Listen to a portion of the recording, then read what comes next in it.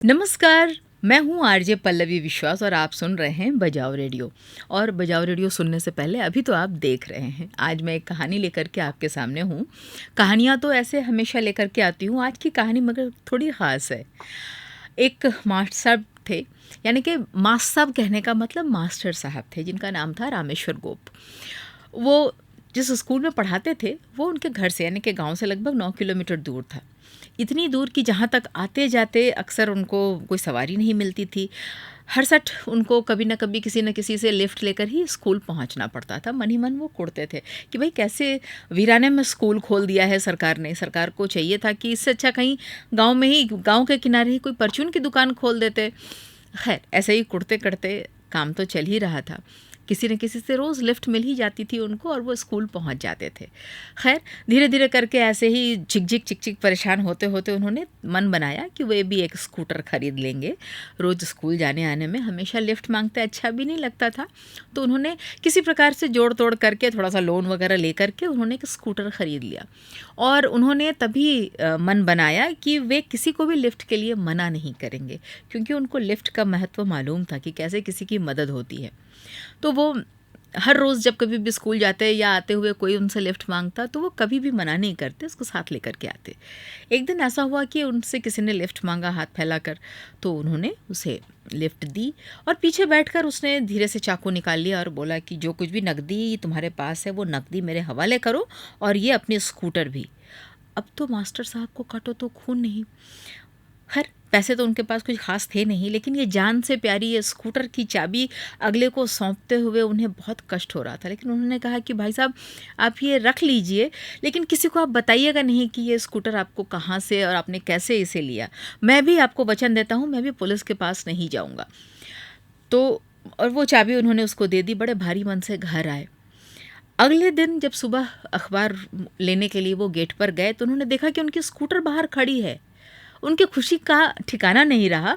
ऐसा लगा जैसे उनसे बिछड़ा हुआ बच्चा उनको मिल गया हो। पर स्कूटर के पास जब पहुंचे तो उन्होंने देखा उसमें एक कागज़ भी लगा है। उस कागज़ पे लिखा था, मास्टर साहब ये मत समझिएगा कि मैं आपकी बातों से पिघल कर ये स्कूटर आपके पास छोड़ के जा रहा हूँ, बल्कि ये स्कूटर इसलिए छोड़ के जा रहा हूँ कि मैं जहाँ जहाँ गया सबने मुझसे पहले आपके स्कूटर को पहचाना। मैं सबसे पहले रद्दी वाले के पास गया था, कबाड़ी वाले के पास, कि जल्द से जल्द इससे पिंड छूटे। और जैसे ही उसके पास पहुंचा, अभी मैं कुछ बोलता उसके पहले कबाड़ी वाला बोल पड़ा, अरे ये तो मास्टर साहब का स्कूटर है, गोप मास्टर साहब का। हमने कहा कि हाँ उन्हीं का है, उन्हीं के काम से हम आए हैं। बोल के जैसे तैसे मैं वहाँ से भागा, लेकिन उसे लगता है शक हो गया था।